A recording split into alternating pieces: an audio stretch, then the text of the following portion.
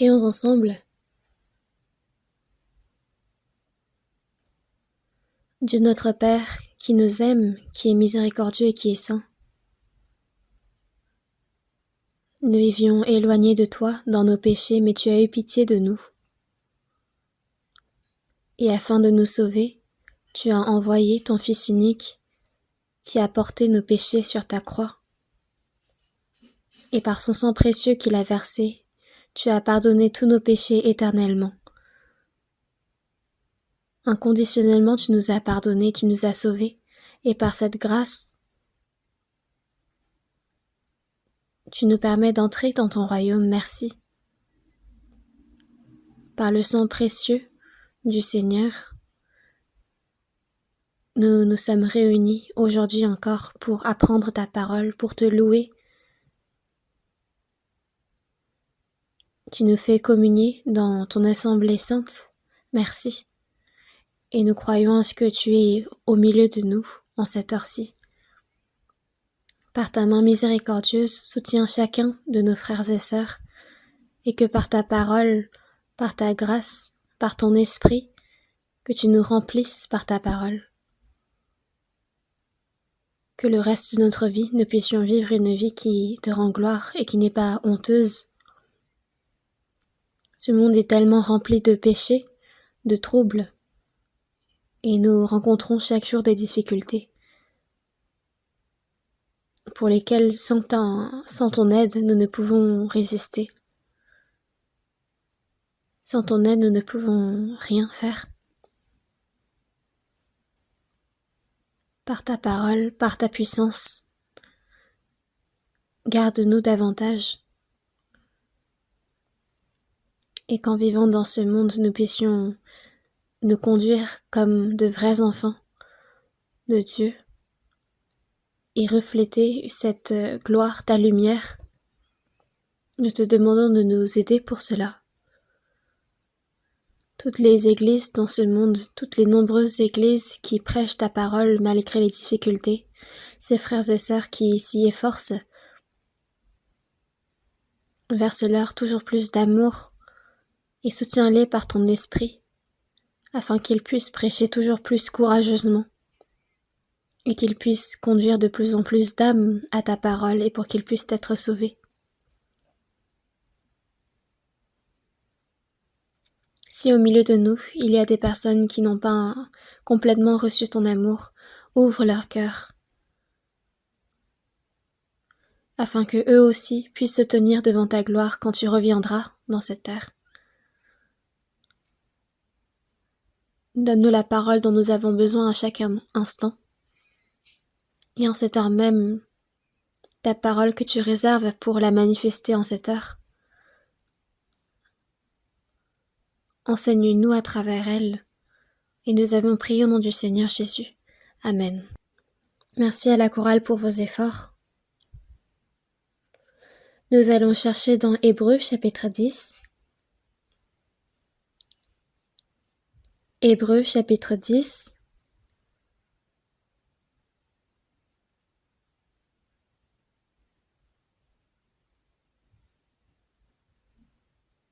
Hébreux chapitre 10, verset 37.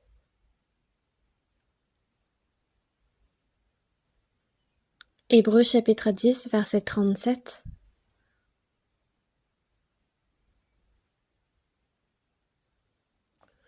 Verset 37, nous allons lire ensemble. Encore un peu de temps, celui qui doit venir viendra et il ne tardera pas. Et encore, nous allons chercher un autre passage de la Bible, c'est dans 2 Pierre, chapitre 3. 2 Pierre, chapitre 3. C'est à partir du verset 10, nous allons lire. Du chapitre 3, verset 10 jusqu'au verset 13. Le jour du Seigneur viendra comme un voleur.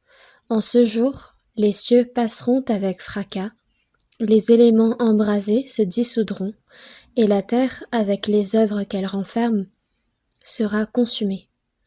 Puisque donc toutes ces choses doivent se dissoudre, quelles ne doivent pas être la sainteté de votre conduite et votre piété, tandis que vous attendez et hâtez l'avènement du jour de Dieu, à cause duquel les cieux enflammés se dissoudront et les éléments embrasés se fondront. Mais nous attendons, selon sa promesse, de nouveaux cieux et une nouvelle terre où la justice habitera. Jusqu'ici,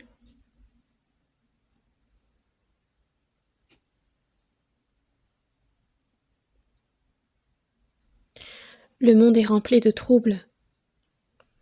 Mais peu importe les difficultés, les chrétiens ont une espérance sûre.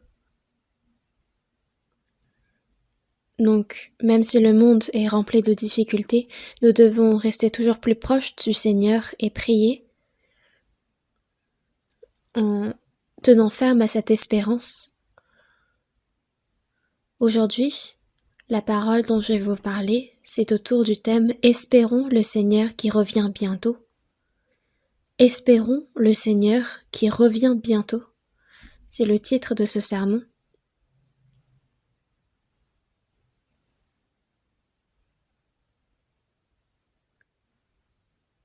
Nous les personnes sauvées, nous attendons le Seigneur qui revient bientôt et nous espérons en ce jour. Nous vivons actuellement à une époque où il ne serait pas bizarre que nous rencontrions le Seigneur de notre vivant. Car tous les signes annonçant la fin du monde et la venue du Seigneur se sont accomplis à notre époque. Dans la Bible, figurent plein de prophéties et de promesses concernant le retour du Seigneur.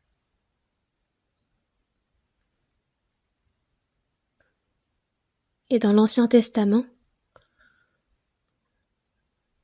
figurent plein de prophéties concernant Jésus qui va venir pour la première fois sur cette terre. Et ces prophéties se sont accomplies toutes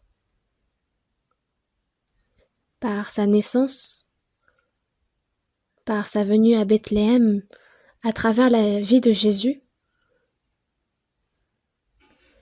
à travers sa mort sur la croix comme sacrifice d'expiation,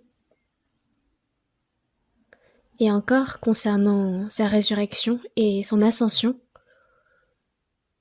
Toutes ces choses se sont accomplies selon ce qui a été promis dans l'Ancien Testament. Jésus a accompli toutes ses promesses, et par sa résurrection, il a donné une ferme assurance du salut qu'il a accompli sur la croix. Puis il a promis que l'Évangile, cette bonne nouvelle du royaume, sera prêchée dans le monde entier, et cette promesse également a été accomplie. Maintenant, la seule promesse qu'il reste à accomplir, c'est concernant sa seconde venue sur cette terre. Dans toute la Bible, il y a environ un tiers du contenu qui parle de la seconde venue de Jésus. Ce n'est même pas sur la première venue de Jésus sur cette terre, mais aussi de la seconde venue. Ce dont les apôtres, les prophètes parlent, c'est à propos aussi de la seconde venue du Seigneur Jésus.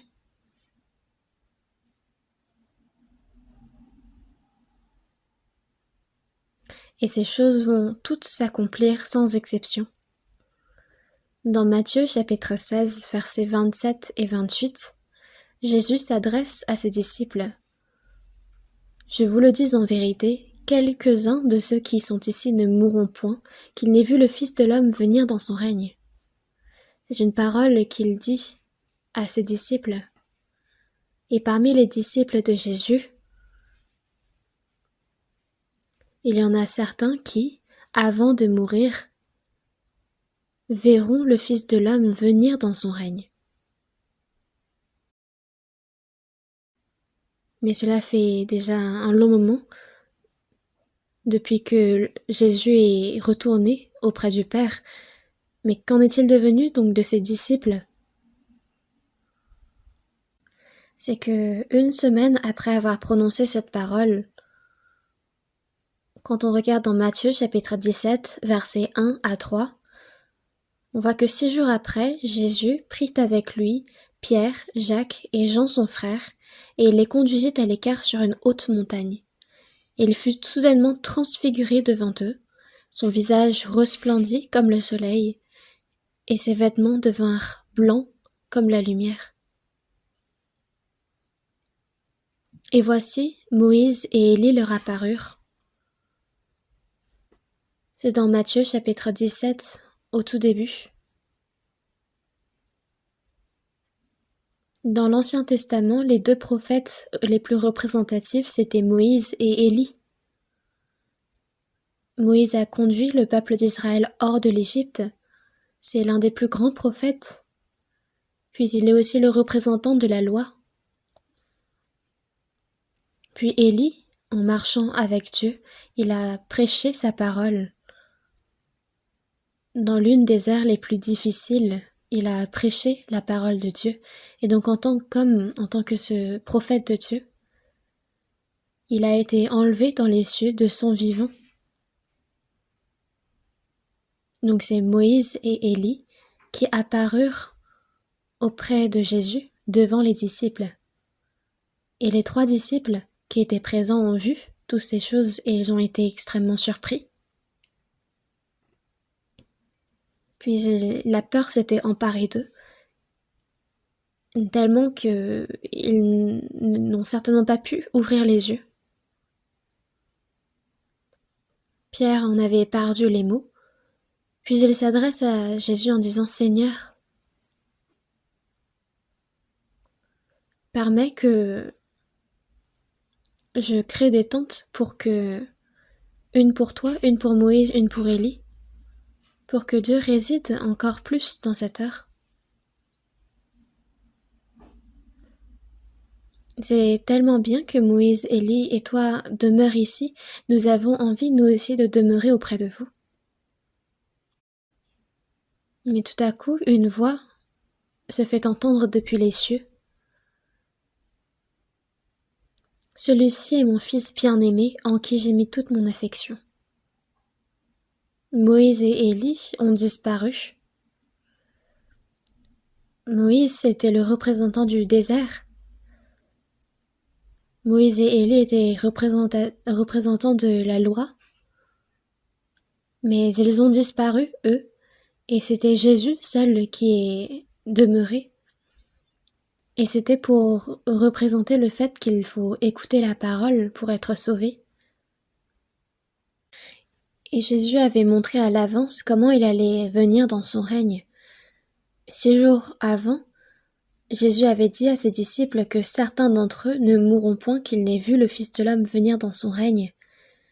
Et c'est à travers cette transfiguration sur cette haute montagne, en montrant Moïse, Élie, et son visage qui resplendissait comme le soleil, qu'il a montré comment il allait venir dans son règne. Dans 2 Pierre chapitre 1, on voit que Pierre, avant de mourir, dit, c'est dans 2 Pierre chapitre 1, nous allons voir ensemble. 2 Pierre chapitre 1 verset 16. Ce n'est pas en effet en suivant des fables habilement conçues que nous vous avons fait connaître la puissance et l'avènement de notre Seigneur Jésus-Christ, mais c'est comme en ayant vu sa majesté de nos propres yeux.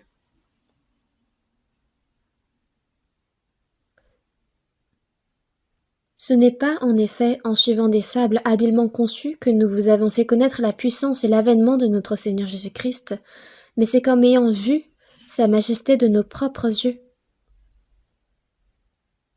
Nous avons vu de nos propres yeux la seconde venue du Seigneur.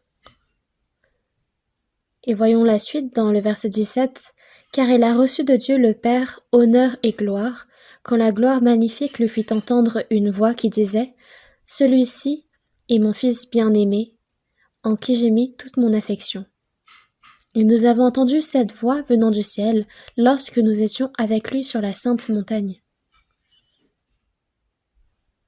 Ça fait donc allusion au passage que nous avons vu dans Matthieu chapitre 17, où Jésus était monté avec ses 3 disciples sur la haute montagne pour être transfiguré. C'était la scène qui annonçait sa seconde venue et qui montrait à l'avance comment il allait venir dans son règne. C'est comme avant de voir un film, on nous fait montrer la bande-annonce. Et c'est pourquoi Pierre pouvait dire avec assurance qu'il avait vu sa majesté de ses propres yeux.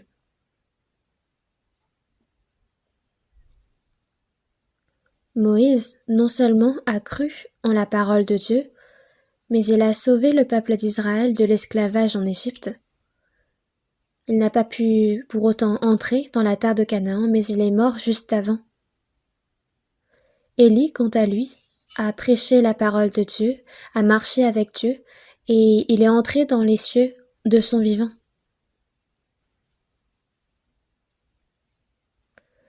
On voit que c'est 2 types de personnes qui peuvent rencontrer le Seigneur quand le Seigneur va revenir sur cette terre.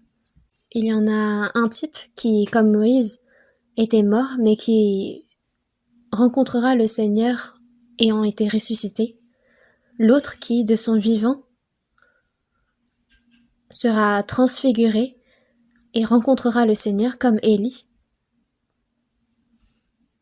Avant le déluge, Dieu a aussi enlevé Enoch de son vivant. Et ça montre que avant le jugement, il y aura des hommes qui vont être enlevés de leur vivant par Dieu. Donc Moïse et Élie montrent les hommes qui sont morts et qui vont être ressuscités pour être enlevés dans les cieux, et d'autres qui, comme Élie, vont rencontrer le Seigneur de leur vivant, mais en étant transformés. Voyons ensemble dans 1 Thessaloniciens, chapitre 4. 1 Thessaloniciens, chapitre 4, versets 16 et 17. Chapitre 4, verset 16. « Car le Seigneur lui-même a un signal donné, à la voix d'un archange et au son de la trompette de Dieu, descendra du ciel, et les morts en Christ ressusciteront premièrement. Ensuite, nous les vivants, qui serons restés, nous serons tous ensemble enlevés avec eux sur des nuées, à la rencontre du Seigneur dans les airs, et ainsi nous serons toujours avec le Seigneur. » Ici, c'est une parole qui prophétise sur la seconde venue du Seigneur Jésus. Il y aura, à la voix d'un archange et au son de la trompette de Dieu, le Seigneur qui va descendre du ciel. Pour sauver les pécheurs qui se dirigeaient vers l'enfer, Jésus est mort sur la croix, et quand il va revenir une seconde fois dans ce monde, c'est pour manifester sa gloire. Notre Sauveur que ce monde a méprisé et ignoré, le voici dans sa gloire. Il vient de nouveau. Notre Sauveur que ce monde a méprisé et ignoré, c'est au milieu de la voix d'un archange au son de la trompette de Dieu qu'il descendra du ciel. Ce sera une scène époustouflante dans laquelle il va revenir dans ce monde.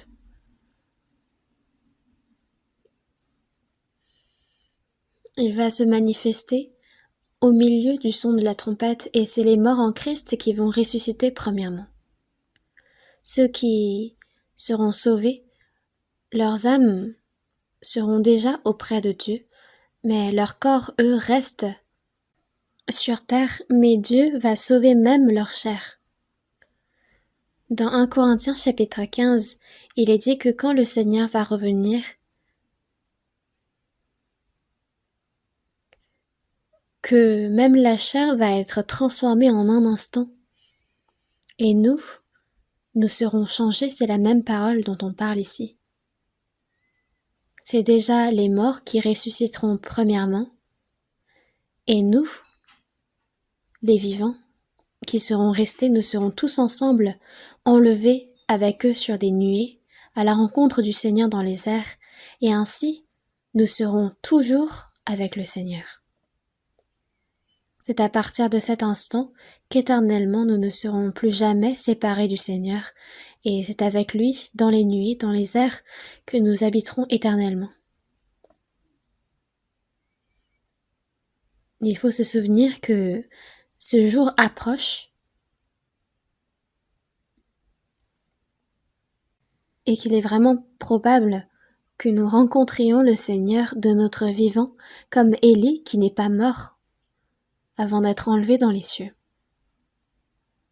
Nous, les vivants, qui seront restés, nous serons tous ensemble enlevés avec eux sur des nuées, à la rencontre du Seigneur dans les airs. Nous allons être transformés avant et nous rencontrerons le Seigneur.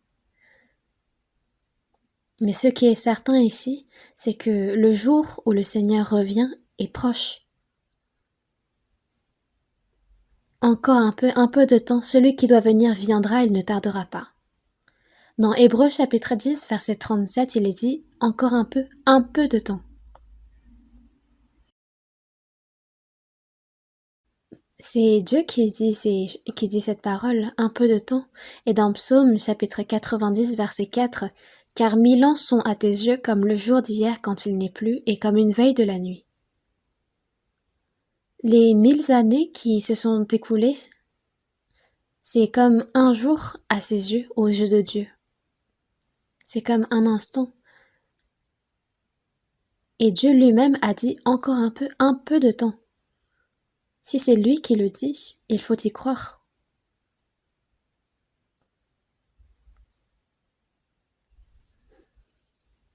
Nous vivons donc dans une époque où il n'est pas bizarre de rencontrer le Seigneur de notre vivant.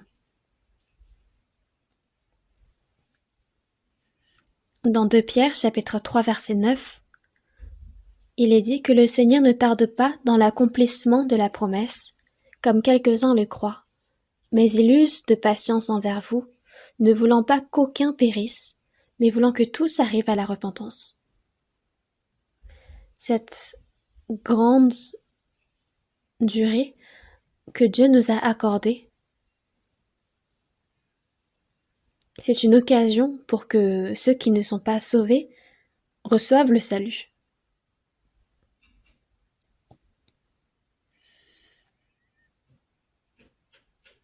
Il est dit que le Seigneur ne tarde pas dans l'accomplissement de la promesse, mais qu'il veut que tous arrivent à la repentance.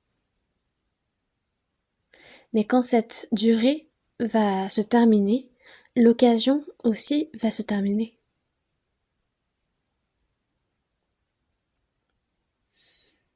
La venue du Seigneur est certaine. Encore un peu de temps, celui qui doit venir viendra et il ne tardera pas.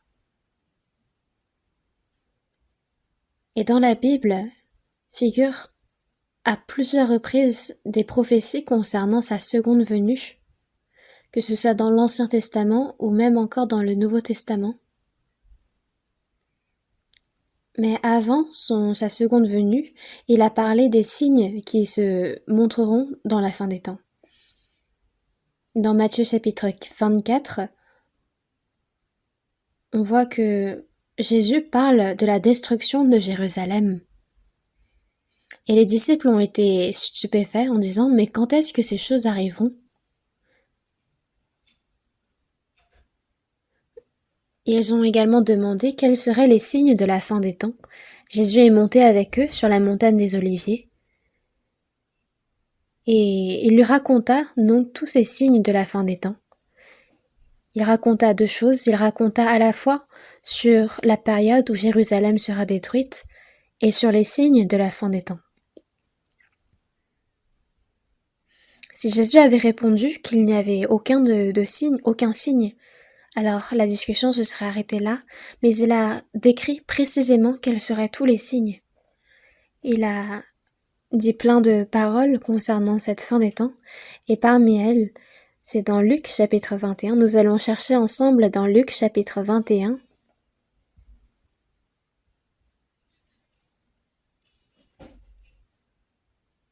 Luc chapitre 21. C'est à partir du verset 10. Luc chapitre 21, verset 10. Alors il leur dit, une nation s'élèvera contre une nation, et un royaume contre un royaume.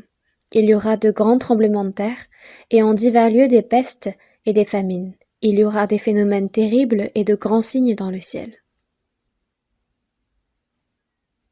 Les signes concernant l'avènement du Seigneur, c'est qu'une nation s'élèvera contre une nation et un royaume contre un royaume. Il y en a souvent, n'est-ce pas? Mais on parle ici de guerre d'idéaux. Par exemple, même dans notre pays, des guerres entre la même race, dans la même race.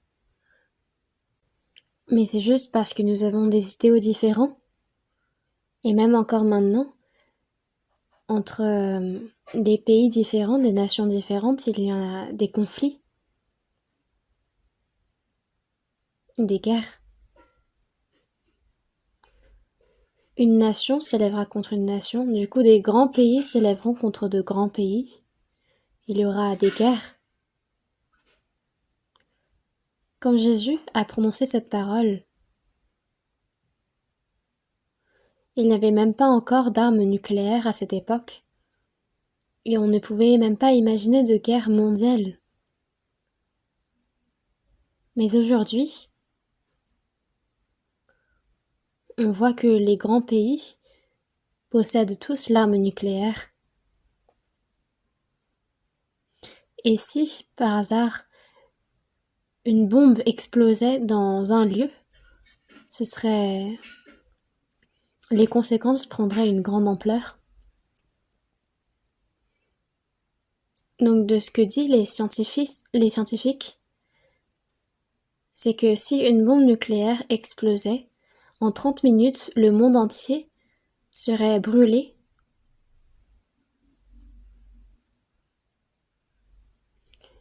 Mais si on compte également la Corée du Nord, il y a 8 pays qui possèdent l'arme nucléaire.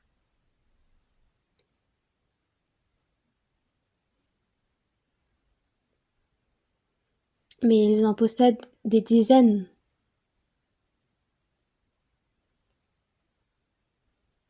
Mais ce n'est pas juste une fois, mais plus de 100 fois que la Terre peut être embrasée par le feu. Quand on voit dans Apocalypse chapitre 16, on parle d'une guerre, la guerre d'Armageddon. Et encore dans Ézéchiel chapitre 37, on voit que lors de la dernière guerre, il y aura à l'extrémité nord d'Israël, on parle de Moscou, il y a Roche et Messec. J'étais allée à Moscou plusieurs fois pour prêcher l'évangile en mission. Et quand on dit Russie en anglais, ça fait Ros, les premières lettres. Ça fait allusion à Roche dans la Bible. Et encore, Méchec, ici, ça fait allusion à Moscou. Donc ces pays qui figurent dans la Bible existent encore aujourd'hui. Quand ils vont attaquer Israël, ils vont être dans les premiers rangs de l'armée. Et dans les premiers rangs figure aussi l'Iran. Dans la Bible, on parle de passants, et c'est la Perse.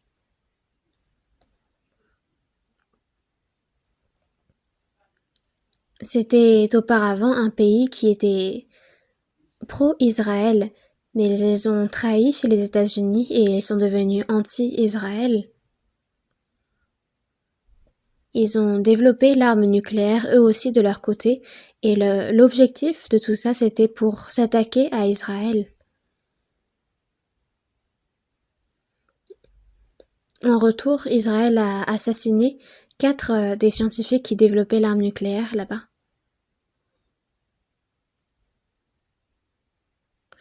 Ils ont voulu prendre la voiture et quand ils ont allumé, il y a eu une bombe qui a détonné et qui les a tués d'un seul coup. Mais il faut savoir que partout dans les pays, dans le monde, il y a ces pays qui développent l'arme nucléaire.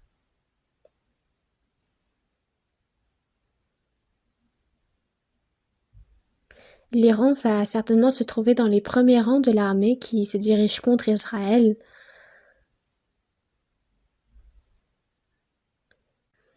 Et on a déduit des noms des pays qui figuraient dans la Bible que ça parlait justement de l'Iran. Encore dans Ézéchiel chapitre 38 et 39, on voit que ces pays se dirigent et descendent vers Israël pour les attaquer. Et il est marqué qu'ils vont aller s'attaquer à Israël, mais qu'ils vont tous tomber morts.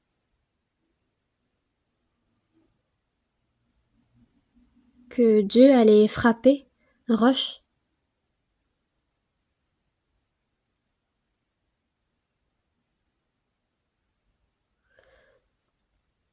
Moscou est la capitale de la Russie.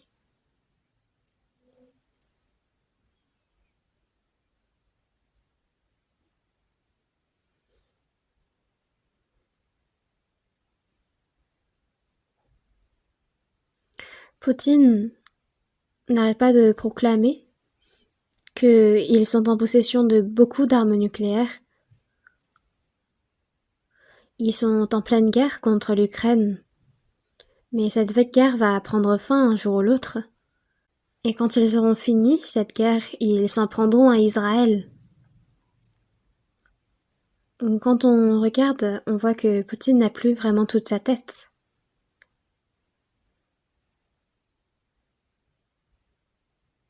Et tous ceux qui le menacent, ils le menacent en retour avec l'arme nucléaire.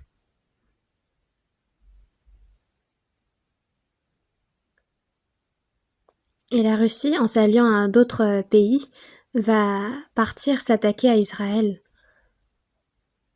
Puis dans Zacharie chapitre 14, dans Ézéchiel chapitre 39, on dit que les royaumes qui attaquaient Israël vont tomber sur leur face. Mais dans Zacharie chapitre 14, il est dit qu'il y avait un peuple qui habitait en sécurité dans la Bible, qui ne seront pas épargnés, et ça parle des États-Unis. Les États-Unis aussi vont participer à cette guerre, et c'est une guerre où il n'y aura pas de vainqueur, mais une guerre par laquelle Dieu va juger ce monde. Et ce temps approche.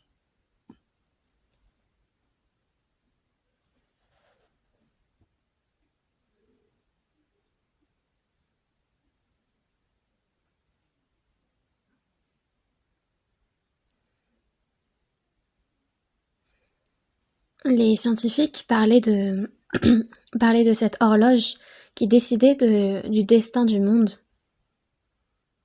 Ce n'est même pas les dirigeants politiques ou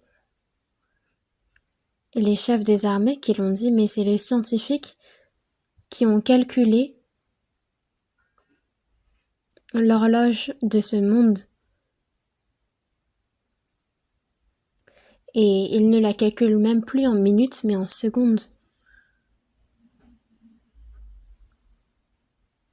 Nous ne pouvons renier ce fait. Dans Ésaïe chapitre 50, verset 11, « Voici vous tous qui allumez un feu, et qui êtes armés de torches, allez au milieu de votre feu et de vos torches enflammées. Les nations tombent dans la fosse qu'elles ont faite, leurs pieds se prennent au filet qu'elles ont caché. » Quand Sodome et Gomorrhe ont connu la destruction, c'était le soufre qui descendait mais du ciel. Et là où ils ont connu la destruction, c'est là où il y a la mer morte aujourd'hui. C'est l'endroit le plus bas de la Terre, à plus de 400 mètres de profondeur. Et il n'y a aucun être vivant à l'intérieur de cette mort. C'est vraiment une mer morte. Il y a aussi des onsen qui sont alimentés par le feu du soufre. J'ai testé moi-même et à côté on voit qu'il y a le soufre qui prend feu. C'est le feu le plus fort, un feu de soufre qui n'existe que là-bas. Quoique c'était cher, c'est vraiment très efficace. Mais quand le monde va être embrasé par le feu, ce ne sera pas à la température dans laquelle j'ai baigné, mais c'est comme ce qui a été dit dans Ésaïe chapitre 50 verset 11, « Allez au milieu de votre feu et de vos torches enflammées ».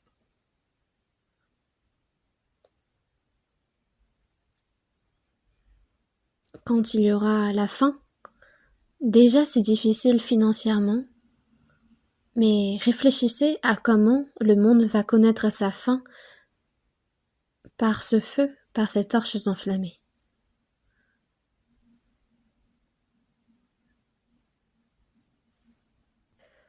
Réfléchissez aux Nations Unies qui promeuvent la paix dans le monde. Mais est-ce qu'ils pourront empêcher les guerres, la guerre mondiale et l'usage de l'arme nucléaire? Lors de la Troisième Guerre mondiale, tout le monde sait que ce sera la fin de l'humanité. Et ce jour n'est pas si loin. Une nation s'élèvera contre une nation, un royaume contre un royaume, on parle de guerre, puis il y aura en divers lieux des famines, des tremblements de terre. Les tremblements de terre, c'est ce par quoi Dieu secoue la terre. Il y a eu un tremblement de terre quand Jésus est mort sur la croix, et c'était ce tremblement de terre qui annonçait le jugement, mais également son salut. Mais à la fin des temps, quand il y aura ce tremblement de terre, ça annoncera le jugement de Dieu. Il y a une expression qui dit qu'on sera secoué comme étant sur des balançoires. On parle de famine, de tremblements de terre, c'est des grands tremblements de terre dont on parle ici. Des famines. Dans le monde entier, il y a plein de pays, plein de régions où il ne pleut pas, où des hommes meurent de faim. Mais nous, parce que nous vivons assez aisément, nous ne connaissons pas ces choses. Des famines, des tremblements de terre, mais aussi des pestes, des épidémies dans le monde entier. On peut penser bien évidemment à la peste noire, aux diverses épidémies qui ont eu lieu dans le monde entier. Mais la plupart du temps, c'était des épidémies qui étaient restreintes à une région. Mais à travers l'épidémie de Covid-19, récemment, on voit que ça a vraiment concerné le monde entier. Et on ne peut voir ce qui nous attend dans le futur, qui sera pire. Donc en divers lieux, des famines, des tremblements de terre, des pestes. Il y aura des phénomènes terribles et de grands signes dans le ciel.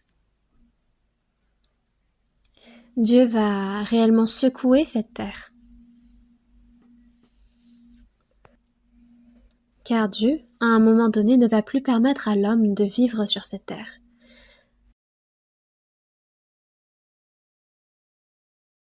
Dans Luc chapitre 17 verset 26, ce qui arrivera du temps de Noé arrivera de même au jour du Fils de l'homme. Avant le déluge de Noé, le péché et la méchanceté des hommes étaient grandes sur la terre. C'est pourquoi l'Éternel décida de juger le monde par les eaux. Puis Sodome et Gomorrhe, eux aussi, ont été détruits par le feu et le soufre. Mais à la fin, c'était comme une introduction au jugement que Dieu allait faire tomber dans ce monde. Ce qui arrivera du temps de Lot arrivera pareillement. Quand Sodome et Gomorrhe ont été jugés par le feu et le soufre, cherchons ensemble dans Sophonie. C'est dans l'Ancien Testament, Sophonie. Sophonie chapitre 1.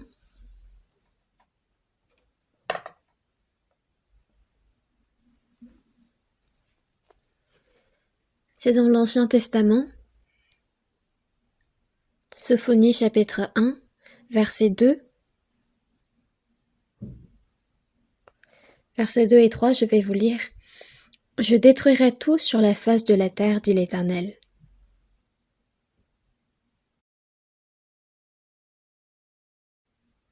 Je détruirai les hommes et les bêtes, les oiseaux du ciel et les poissons de la mer, les objets de scandale et les méchants avec eux.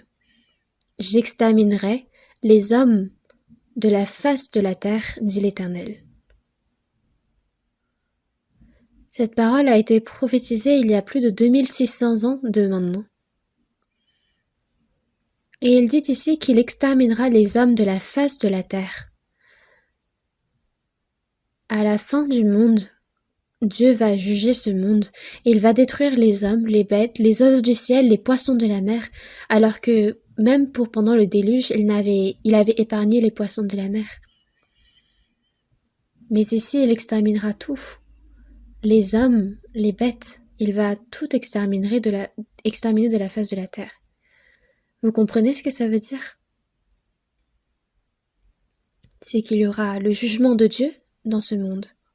Le jugement a été déjà décédé, et dans 2 Pierre chapitre 3 versets 6 et 7, on voit que « Et que par ces choses le monde alors périt, submergé par l'eau,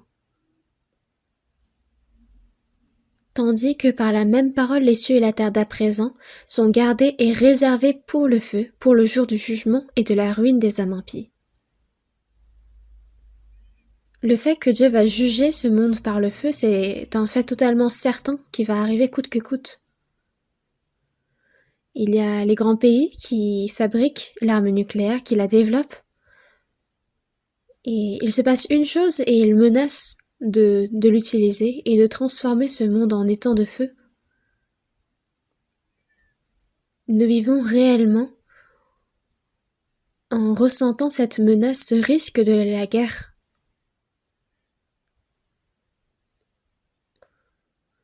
Il y a donc ces risques de guerre, ces dangers aussi des catastrophes naturelles, des pestes, des famines. Dans Matthieu chapitre 24 verset 12, « Et parce que l'iniquité se sera accrue, la charité du plus grand nombre se refroidira. » Il y a l'iniquité qui s'accroît, la charité qui se refroidit. Par exemple, les parents qui abandonnent leurs enfants, les enfants qui abandonnent leurs parents, l'amour n'est plus. Entre un couple marié, il se passe une chose et ils se séparent. La moralité est au plus bas.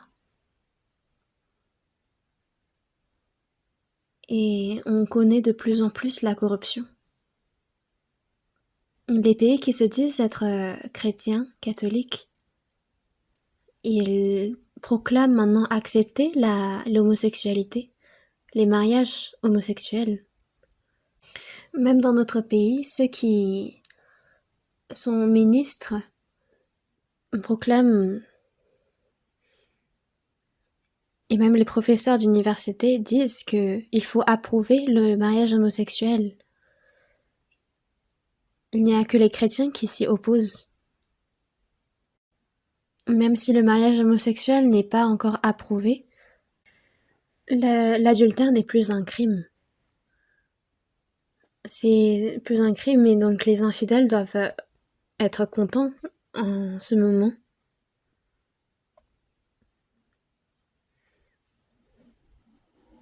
Il y en a beaucoup qui proclament que l'interruption volontaire de grossesse est pardonnable. Au bout de jusqu'à quelques mois, ça va, ça passe. Et il y en a certains qui vont jusqu'à jeter leur bébé nouveau-né dans les poubelles. Des pays approuvent et valident légalement l'avortement. C'est un meurtre. Et des choses qui étaient inimaginables dans le passé sont devenues acceptables et même encouragées dans le présent. Et encore dans Matthieu chapitre 24, verset 14, « Cette bonne nouvelle du royaume sera prêchée dans le monde entier pour servir de témoignage à toutes les nations, alors viendra la fin. » La bonne nouvelle sera prêchée dans le monde entier. Quand Jésus était encore dans ce monde, les disciples ne le croyaient même pas bien. La Bible était écrite en hébreu.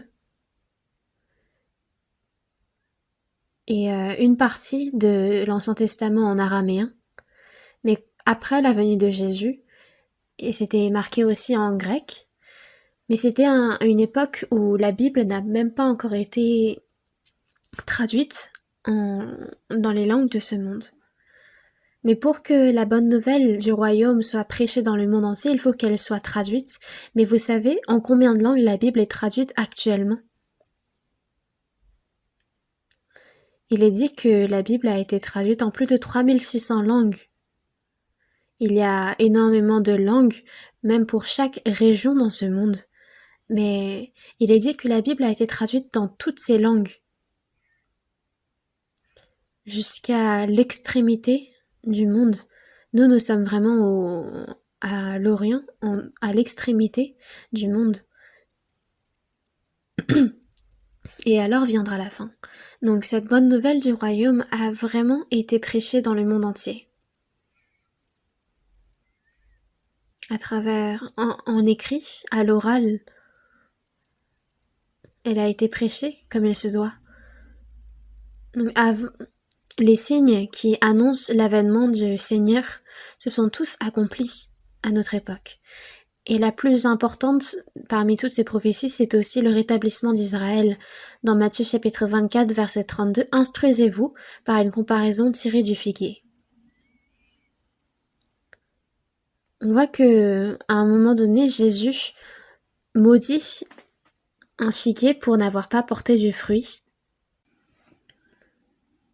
Il y a un certain homme qui se demandait pourquoi il n'était pas chrétien alors que sa mère a reçu un enseignement strict du christianisme par sa grand-mère.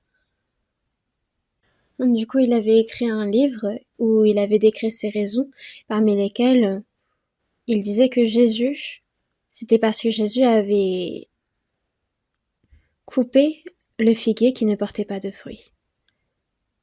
Parce que le figuier ne portait pas du fruit, il l'a retranché, et c'est ainsi qu'il a pensé. Mais est-ce que Jésus a retranché le figuier, l'a maudit pour n'avoir pas porté du fruit? Non, c'est les branches qui deviennent tendres, les feuilles qui poussent, c'est Israël que ça désigne. Donc quand Israël ne désobéissait à Dieu, il mangeait des fruits méchants, des fruits iniques. Donc un figuier qui ne porte pas du fruit, c'était seulement Israël qui n'avait que pour valeur son nom, mais qui était éloigné de Dieu et qui vivait dans la désobéissance. Jésus montrait à travers son action que Israël, sans obéissance, allait être maudit. Mais quand ce figuier qui était asséché, quand ses branches deviendront tendres et que ses feuilles vont pousser, vous connaîtrez que l'été est proche. De même, quand vous verrez toutes ces choses, sachez que le Fils de l'homme est proche à la porte. Israël a été choisi par la volonté sainte de Dieu pour être son saint peuple. Mais il a connu la destruction entre les mains de Babylone. Ils n'avaient plus de loi, leur péché abondait. Donc Dieu, à travers Babylone, a détruit Jérusalem, a détruit son temple, et ils les ont emmenés captifs.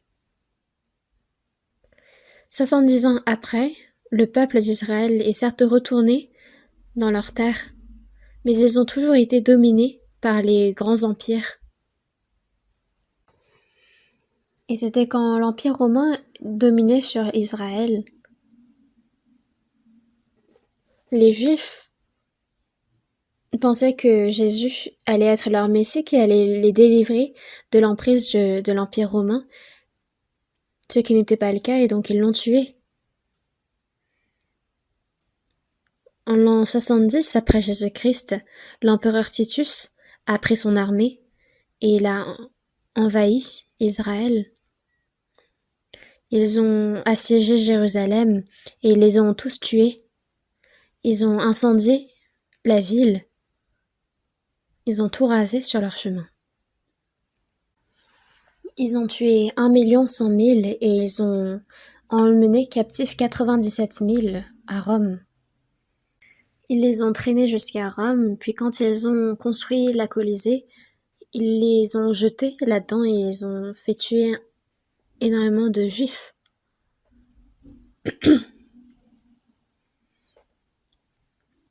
Dieu n'a pas permis que Israël reste rassemblé dans un même lieu et il les a dispersés dans le monde entier et partout où ils allaient, ils étaient poursuivis par l'épée, ils étaient tués, discriminés. Et quand ils cachaient leur statut de juifs, ils vivaient dissimulés, cachés.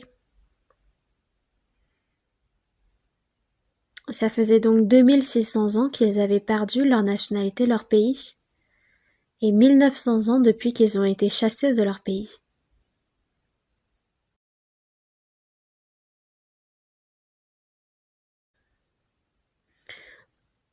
Les descendants, la nouvelle génération savaient qu'il y avait un pays, qu'Israël avait existé il y a très longtemps, mais c'est très soudainement qu'ils ont connu l'indépendance en 1948. Ça faisait plus de 2000 ans qu'ils n'étaient plus indépendants, puis 1900 ans depuis qu'ils n'avaient plus de pays, de terre. Mais comment est-ce qu'ils ont pu obtenir l'indépendance aussi soudainement? Mais les Juifs se sont bel et bien réunis à Tel Aviv. Ils se sont rassemblés et ils ont proclamé l'indépendance d'Israël. Dans les pays arabes aux alentours, ils se moquaient d'eux et ils étaient indignés. Mais les États-Unis ont approuvé l'indépendance, puis les autres pays également. Comme les grands pays s'avançaient pour approuver l'indépendance d'Israël, les pays du Moyen-Orient se sont révoltés et ils ont déclaré la guerre contre Israël. Quelques jours après, les pays arabes ont envahi Israël, mais bien qu'ils étaient peu nombreux et qu'ils manquaient de moyens, ils ont quand même réussi à battre ces pays et Israël a maintenu son indépendance.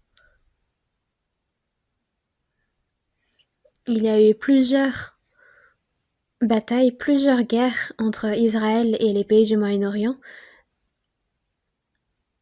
mais toutes ces vagues, Israël les a remportées.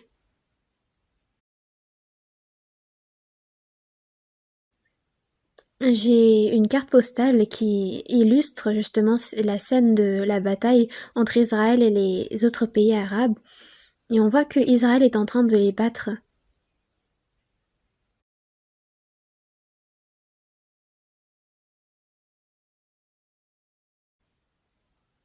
C'était 14 pays où on comptait 120 millions de personnes, alors qu'en Israël, on comptait seulement 2 250 000.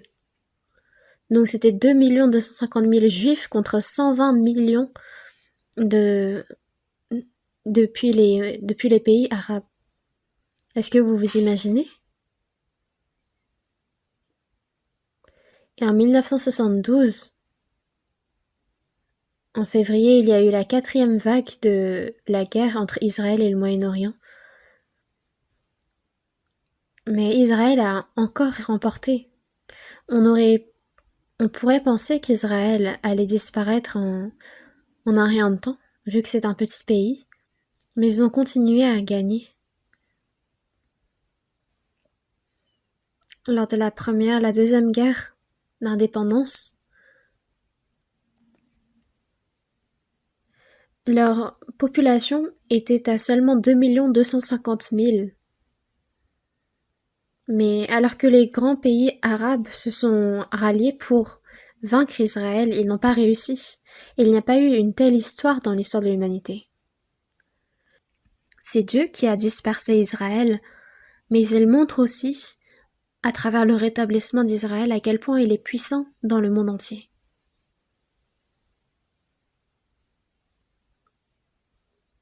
Le pays qu'il avait dispersé dans le monde entier, et où il les faisait pourchasser par l'épée,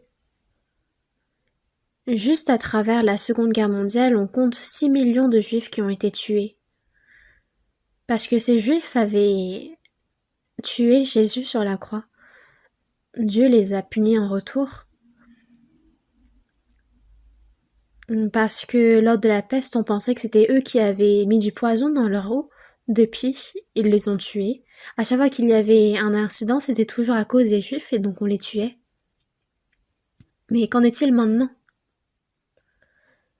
Pendant les 4 guerres d'indépendance, Israël a remporté ses victoires.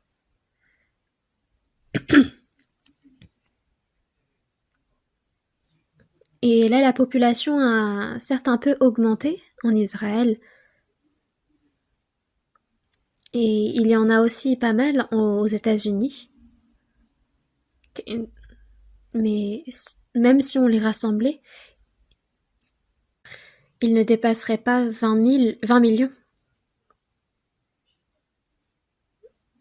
Ça ferait même pas la population de la démographie de notre pays.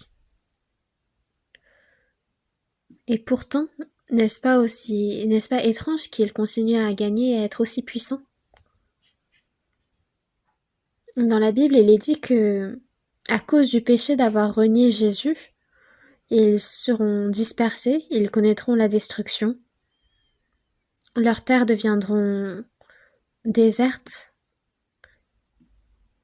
Et quand les pays du monde entier penseront que Israël, ce peuple saint de Dieu, est mort, et qu'ils continueront à mépriser le nom de Dieu, en disant mais cette terre où le lait et le miel coulent est devenue totalement déserte. Même si le peuple d'Israël connaissait la destruction à cause de la désobéissance, Dieu lui est toujours vivant. Et c'est ce qu'il a montré. Il n'y a que les Juifs qui ignorent que c'est parce qu'ils ont connu une telle destruction parce qu'ils ont renié Jésus sur la croix. Quand ils ont été massacrés lors de la Seconde Guerre mondiale, lorsqu'ils ont été dans les camps de concentration, ils ont beau prier à Dieu, et ils pensaient que Dieu les avait abandonnés, et il y en a plein encore maintenant parmi les Juifs qui ne croient pas en Dieu. À Tel Aviv, on compte le plus d'homosexuels dans le monde entier. Non, moi je ne crois pas en Dieu, je ne crois pas en sa parole. Mais pourquoi est-ce que Dieu continue d'aider Israël pour autant? Dans Ézéchiel chapitre 36 verset 22, ce n'est pas à cause de vous que j'agis de la sorte, maison d'Israël. C'est à cause de mon saint nom que vous avez profané parmi les nations où vous êtes allés. C'est pour son saint nom, pour témoigner qu'il a rétabli Israël. Et donc d'essayer de détruire Israël, de l'exterminer de la surface de la terre, c'est de mépriser Dieu. On a beau essayer, personne n'arrivera à détruire Israël de la surface de la terre. Dieu a promis lui-même qu'Israël ne sera jamais exterminé de la terre. Car si un pays réussissait à détruire Israël, alors c'est comme si il prouvait que la Bible serait fausse.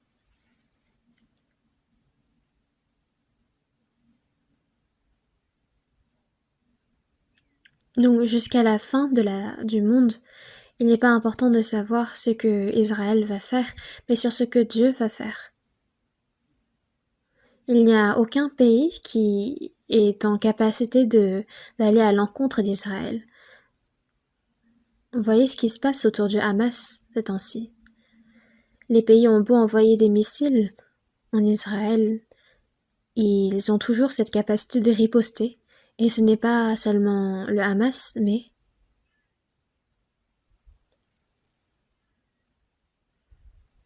l'Iran, la Syrie et d'autres plus petits pays encore qui continuent d'attaquer Israël.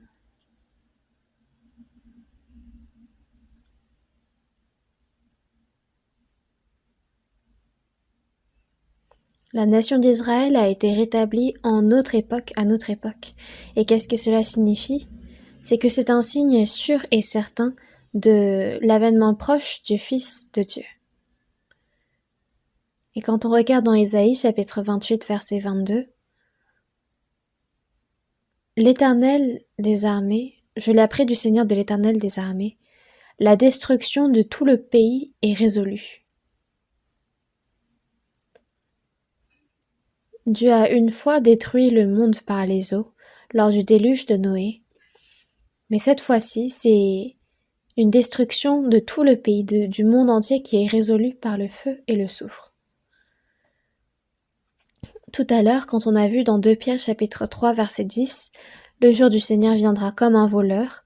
En ce jour, les cieux passeront avec fracas, les éléments embrasés se dissoudront, et la terre avec toutes les œuvres qu'elle renferme sera consumée.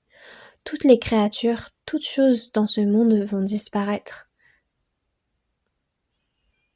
Mais nous attendons, selon sa promesse, de nouveaux cieux et une nouvelle terre où la justice habitera. Quand le Seigneur va revenir sur cette terre, ce sera la fin du monde.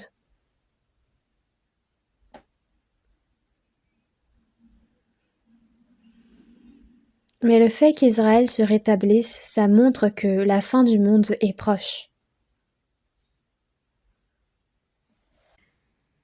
Le prophète Ésaïe, dans Ésaïe chapitre 28, verset 22, a appris du Seigneur de l'Éternel des armées que la destruction de tout le pays est résolue.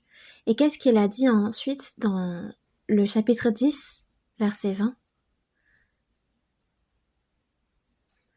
Quand ton peuple, ô Israël, serait comme le sable de la mer, un reste seulement reviendra. La destruction est résolue, elle fera déborder la justice. Et c'est ce reste seulement qui pourra recevoir le salut. Mais la destruction est résolue, elle fera déborder la justice de Dieu.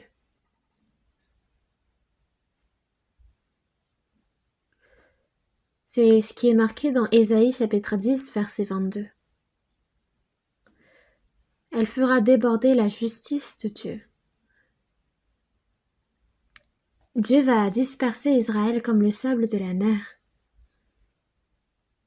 Ce sera sa destruction qui est résolue. Et il nous montre à travers cela que le monde approche sa fin. Lors du rétablissement, lors de la destruction d'Israël, c'est l'occasion pour les païens de recevoir le salut, et lors de son rétablissement, quand Israël sera tout à fait rétabli, viendra la fin. De même, quand vous verrez toutes ces choses, sachez que le Fils de l'homme est proche à la porte. Dès que ces branches deviennent tendres, que les feuilles poussent, vous connaissez que l'été est proche. Et de même, quand vous verrez toutes ces choses, sachez que le Fils de l'homme est proche à la porte.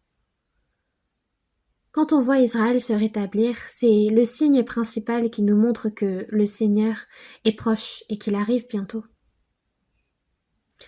Israël est un pays tellement puissant alors qu'il est petit.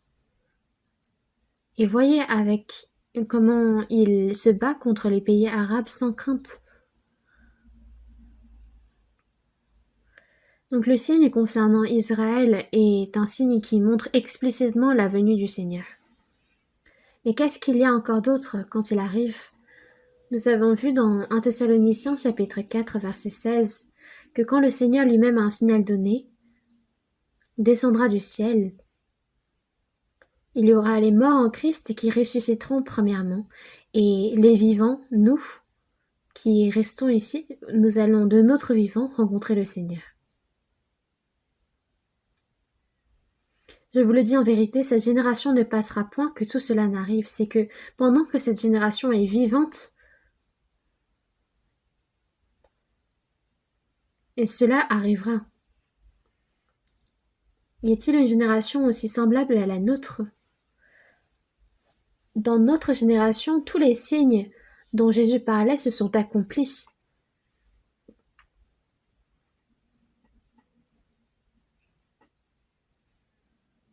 Et la patience dont Dieu a fait preuve jusqu'à maintenant, c'est pour que plus d'âmes puissent recevoir le salut. Et il donne aussi une chance à ceux qui sont sauvés de vivre pour le Seigneur. Non pas parce que nous avons des choses à remplir, des choses qu'on veut faire encore dans ce monde. Ce n'est pas pour cela, mais pour que nous puissions nous tenir sans honte devant le Seigneur. Il nous donne une occasion de travailler pour lui. Nous ne sommes pas comme les hommes qui sont voués à la destruction, nous ne pouvons pas vivre comme eux. Et encore, cherchons ensemble dans Philippiens chapitre 3. Philippiens chapitre 3 verset 20.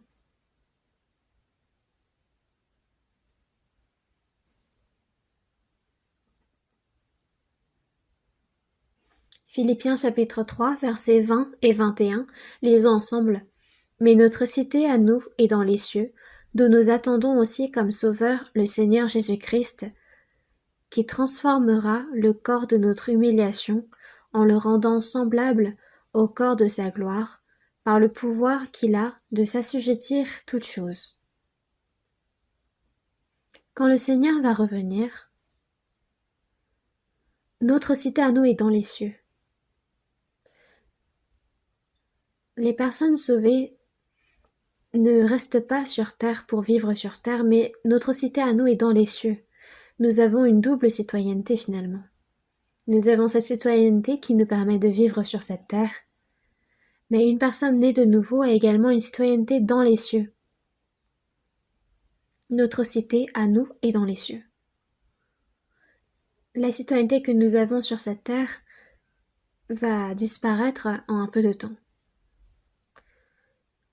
D'où nous attendons aussi comme sauveur le Seigneur Jésus-Christ, nous l'attendons. Est-ce que vous l'attendez réellement? Est-ce que vous avez envie qu'il arrive bientôt? Alors que j'ai encore du kimchi fermenté dans mon frigo?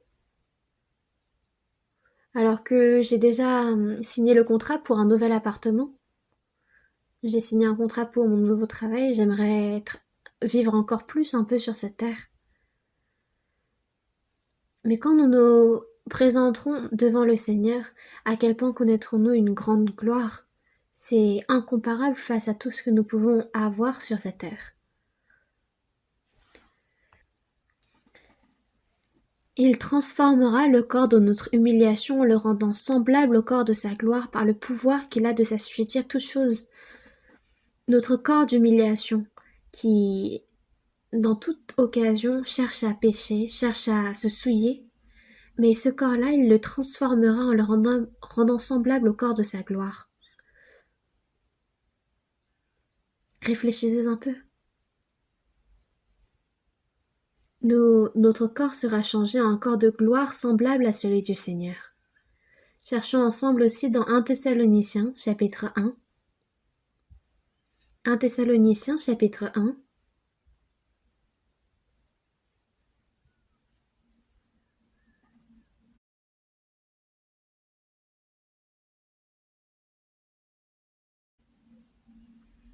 « 1 Thessaloniciens, chapitre 1, verset 10.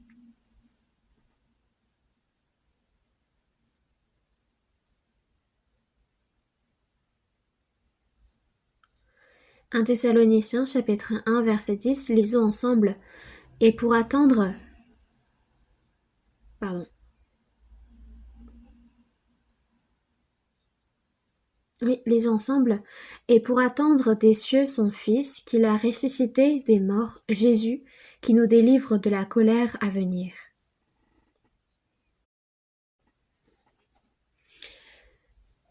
Son Fils, qu'il a ressuscité des morts, Jésus, qui nous délivre de la colère à venir.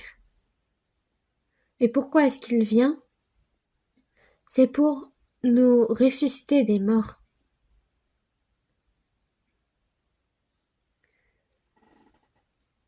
C'est la colère ici, c'est la colère pour ceux qui, jusqu'à la fin, ont refusé de croire en Dieu. Il y a une grande tribulation qui attend la fin de ce monde, mais il va nous délivrer de cette colère à venir.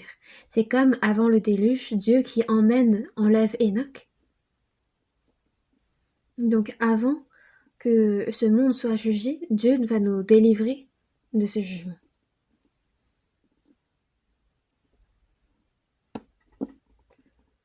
C'est comme avant le déluge, Dieu a enlevé Enoch. Avant le jugement dans ce monde et avant les 7 années de tribulation, Dieu va nous enlever nous aussi.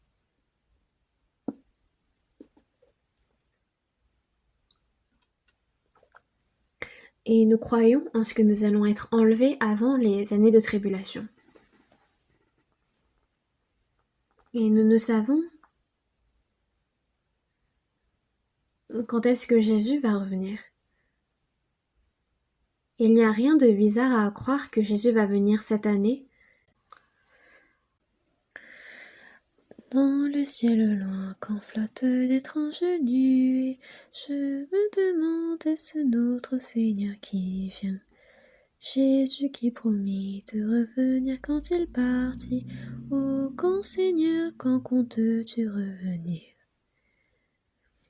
J'aimerais tellement que le Seigneur revienne vite, mais quand je pense à ceux qui n'ont pas encore reçu le salut, j'ai tellement pitié d'eux. Donc nous devons prêcher l'évangile de tous nos efforts, de tout notre possible quand nous en avons l'occasion. Même l'occasion de prêcher l'évangile, il n'en reste même plus beaucoup. Dans 2 Thessaloniciens chapitre 2 verset 1, on voit que pour ce qui concerne l'avènement de notre Seigneur Jésus-Christ et notre réunion avec lui, il y a beaucoup de frères, donc depuis l'Ancien Testament, ceux qui nous ont devancés jusqu'à maintenant, les apôtres, les saints. Il y en a tellement qui sont morts après avoir reçu le salut. Et nous serons réunis avec tous ces hommes, toutes ces personnes, et avec le Seigneur Jésus-Christ au milieu. Et donc quand on regarde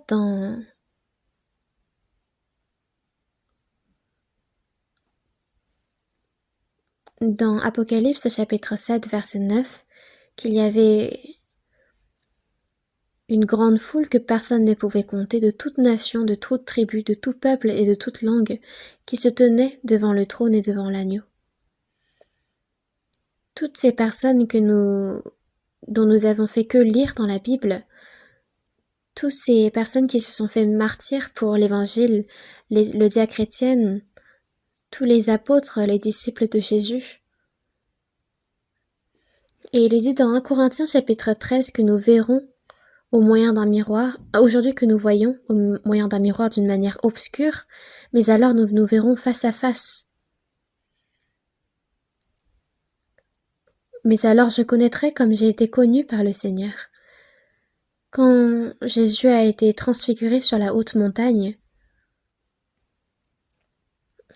il n'a pas dit « lui c'est Moïse, lui c'est Élie que vous connaissiez seulement à travers la Bible ». Mais comment est-ce que Pierre a su directement que c'était eux?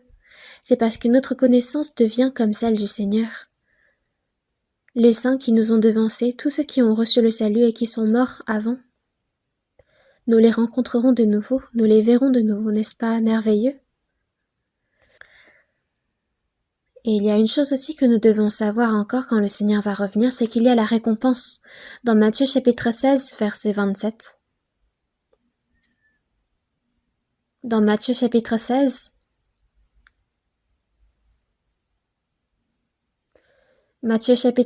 verset 27, nous allons voir ensemble. Matthieu chapitre 16, verset 27, nous allons lire ensemble. Car le Fils de l'homme doit venir dans la gloire de son Père, avec ses anges, et alors il rendra à chacun selon ses œuvres. Quand le Seigneur, le Fils de l'homme, va venir avec ses anges, il rendra à chacun selon ses œuvres. Chacun ici, c'est toutes les personnes qui ont reçu le salut. Nous avons tous reçu le même salut, mais après le salut, la façon dont nous vivons notre vie après est différente. Et dans Apocalypse chapitre 22 verset 12, il est dit « Voici, je viens bientôt, et ma rétribution est avec moi pour rendre à chacun selon ce qu'est son œuvre. » Donc chacun selon ses œuvres. Le salut, nous l'avons reçu par la grâce de Dieu identiquement. Mais la récompense éternelle que nous recevrons au royaume des cieux est différente selon ses œuvres. Quand on regarde dans 1 Corinthiens chapitre 4 verset 5, alors chacun recevra de Dieu la louange qui lui sera due. Certains recevront cette louange C'est bien, bon et fidèle serviteur, mais d'autres recevront mauvais, serviteurs paresseux et méchants.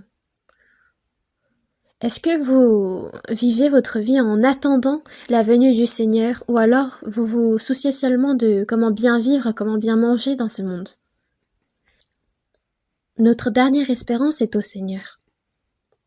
Dans Psaume chapitre 39 versets 6 et 7, quand on regarde, il est dit, c'est le roi David d'Israël qui dit: oui, l'homme se promène comme une ombre, il s'agite vainement, il amasse et il ne sait qui recueillera. Maintenant, Seigneur, que puis-je espérer? En toi est mon espérance. Même le grand roi David, qui avait dominé et qui avait rallié tous les royaumes aux alentours, c'est lui qui parle et qui dit: oui, l'homme se promène comme une ombre, il s'agite vainement. Pourquoi vainement? Parce que ces choses vont disparaître en peu de temps. Et l'homme s'agite vainement pour amasser ces choses qui disparaissent, mais il ne sait qui recueillera. Maintenant, Seigneur, que puis-je espérer? En toi est mon espérance. Même le grand roi David, il y a 3000 ans avant notre ère, a prononcé ces paroles. Mais nous qui avons reçu le salut éternel, c'est dans le Seigneur que nous devons espérer. Quand il va revenir, nous allons être transformés, nous allons être comme le Seigneur, c'est pour ce jour-là que nous devons espérer et vivre. Nous ne devons pas être attachés aux choses de ce monde et donner notre cœur aux choses de ce monde. Dans 1 Pierre chapitre 4 verset 7, la fin de toute chose est proche. Soyez donc sages et sobres pour vaquer à la prière. Réveillez-vous. Il y a des personnes qui n'arrivent pas à se ressaisir. Dans Éphésiens chapitre 5 verset 14, réveille-toi toi qui dors, relève-toi d'entre les morts et Christ t'éclairera. Alors qu'ils sont sauvés, il y a des personnes qui dorment, qui rêvent des choses du monde, de s'enrichir, de devenir roi. Des personnes qui sont encore endormies dans leurs rêves. Mais relève-toi d'entre les morts, réveille-toi et Christ t'éclairera. Alors que la venue du Seigneur est proche, nous sommes endormis, nous sommes en train de rêvasser. Il ne faut pas être honteux devant le Seigneur.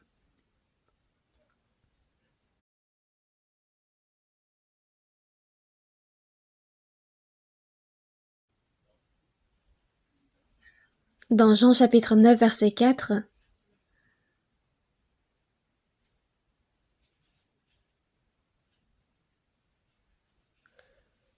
il est dit que quand le Seigneur reviendra, qu'il est la nuit, mais tant qu'il est encore jour, on doit faire les œuvres de celui qui m'a envoyé. Mais quand la nuit vient, personne ne pourra travailler. C'est la dernière occasion pour nous de prêcher l'Évangile. Là, le soleil est sur le point de se coucher, mais est-ce que vous avez terminé ce que vous deviez faire? Dans 2 Corinthiens chapitre 5 verset 9, c'est pour cela aussi que nous nous efforçons de lui être agréables, soit que nous demeurions dans ce corps, soit que nous le quittions. Nous devons absolument nous tenir tous devant le tribunal du Christ et être récompensés selon ses œuvres. Est-ce que nous avons vécu une vie qui rend gloire à Dieu, qui est agréable à Dieu? Le salut n'est pas calculé dans les récompenses, car le salut nous l'avons reçu par la grâce, mais comment nous avons vécu après notre salut, tout est calculé. Et c'est notre récompense. La récompense est éternelle. Si aujourd'hui nous nous tenons devant le Seigneur, il ne faut pas avoir de regrets devant lui. Si seulement j'avais vécu mieux pour le Seigneur, si seulement je n'avais pas vécu pour les choses vaines de ce monde. Si nous avons vécu ainsi, c'est que nous allons nous retrouver avec beaucoup de regrets pour n'avoir pas vécu pour le Seigneur, pour avoir vécu pour les désirs de notre chair. En nous, nous avons ce cœur de vouloir être agréable au Seigneur. Et quand le Seigneur va revenir, il va réellement récompenser chacun selon ses œuvres.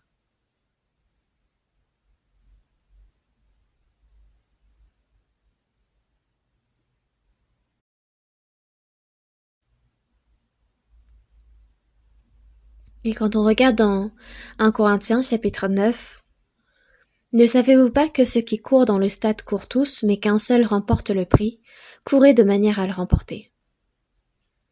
Lors des Jeux olympiques, les athlètes qui représentent leur pays sont sont sélectionnés pour participer aux Jeux olympiques. Certains remportent la médaille d'or, d'autres la médaille d'argent, la médaille de bronze. Le prix qu'ils remportent est différent. Ils repartent tous dans leur pays respectif après les Jeux olympiques, mais certains ont remporté la coupe, certains ont remporté des médailles. Et il y en a d'autres qui vont rentrer chez eux en cachette parce qu'ils sont honteux, parce qu'ils n'ont rien reçu. Mais Dieu, à nous, il nous a donné une occasion de vivre pour le Seigneur. Est-ce que c'est une blague? Est-ce que c'est une fable? Est-ce qu'on ne pourrait pas vivre correctement, droitement pour le Seigneur? Depuis le jour de notre salut jusqu'à maintenant, est-ce que vous êtes capable de dire que vous avez vécu fièrement, honnêtement votre vie pour le Seigneur? Courez de manière à remporter le prix.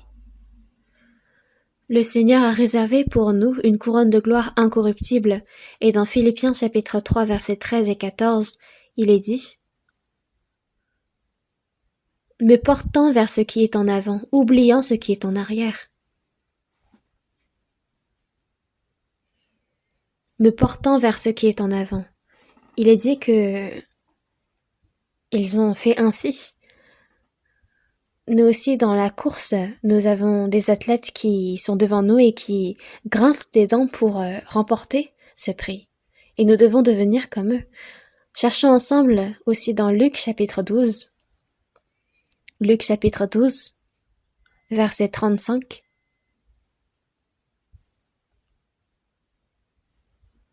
Luc chapitre 12, verset 35. Lisons ensemble.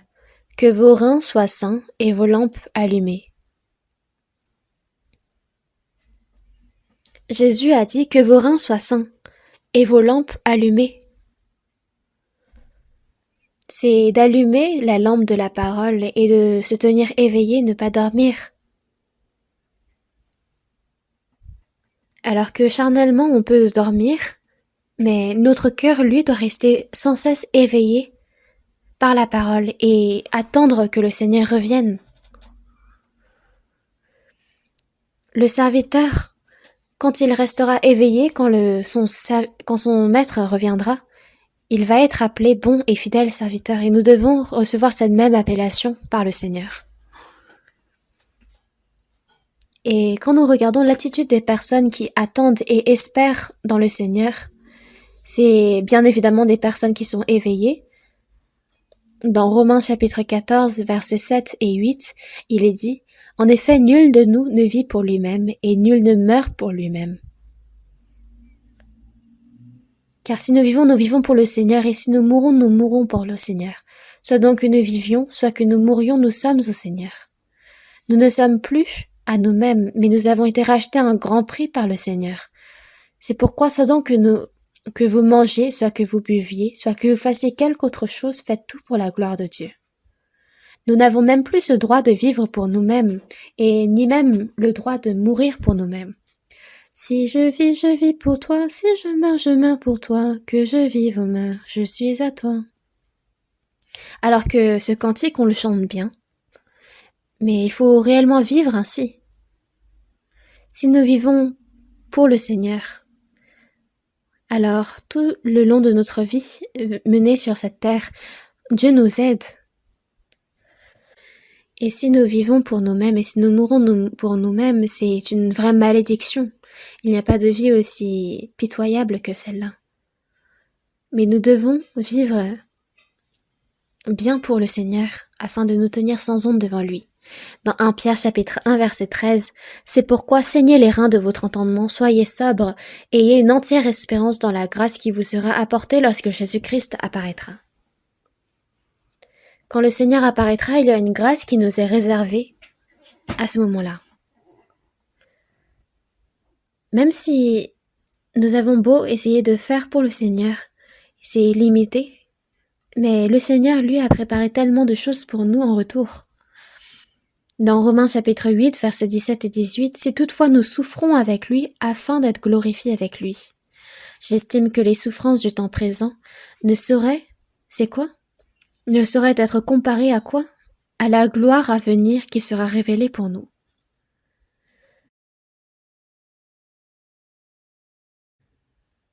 Il y a des souffrances, des difficultés, des sacrifices que nous devons faire pour le Seigneur. Mais à quel point la gloire après sera grande. La souffrance que nous avons pour le Seigneur est petite comparée à tout cela. Dans 2 Corinthiens chapitre 4 verset 17, « Car nos légères afflictions du moment présent produisent pour nous, au-delà de toute mesure, un poids éternel de gloire. » C'est des légères afflictions du moment présent, c'est momentané. Mais ça permettra à nous d'avoir un poids éternel de gloire. C'est incomparable. Alors que nous avons vécu un tout petit peu pour le Seigneur en retour nous donnera une gloire éternelle. C'est cette grâce qui nous sera apportée lorsque Jésus-Christ apparaîtra. Alors qu'on croit au salut, au fait qu'il nous est sauvés, mais pourquoi n'arrivez-vous pas à croire à cela? Quand nous vivons pour le Seigneur nous aide en retour à vivre sur cette terre et il nous réserve pour nous un poids éternel de gloire. Le Seigneur est mort sur la croix pour nous sauver de nos péchés éternellement. Et nous croyons en ce qu'il va revenir sur cette terre pour nous emmener au paradis.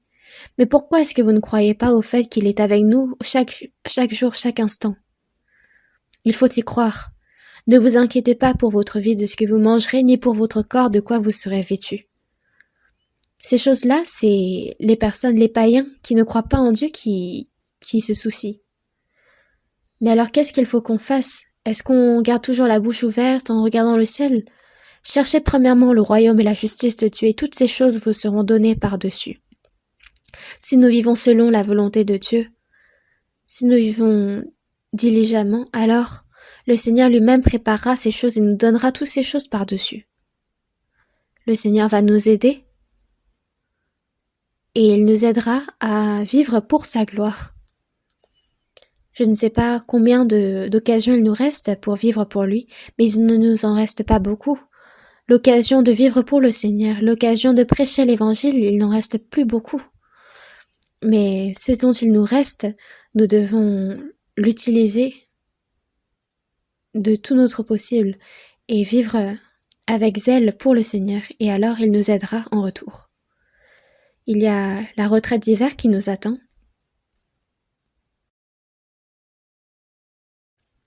Puis en janvier, il y a aussi le premier séminaire biblique pour lequel vous devez prier afin que de nombreux âmes puissent recevoir le salut.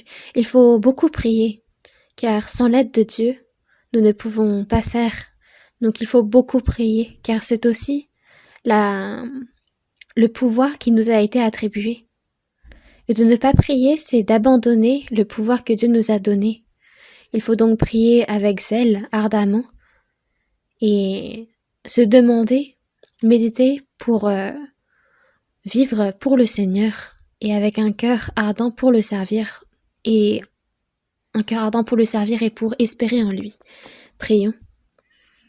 Dieu notre Père qui est miséricordieux, en cette dernière époque, tu nous as sauvés par ton sang précieux et donc notre cœur, notre vie tout entière est à toi. Que nous puissions vivre et mourir pour toi, Seigneur, et non pas pour nous-mêmes, mais que toutes ces choses nous puissions le faire pour ta gloire, Seigneur. Et que bientôt, quand tu reviendras, nous puissions nous tenir devant toi sans honte.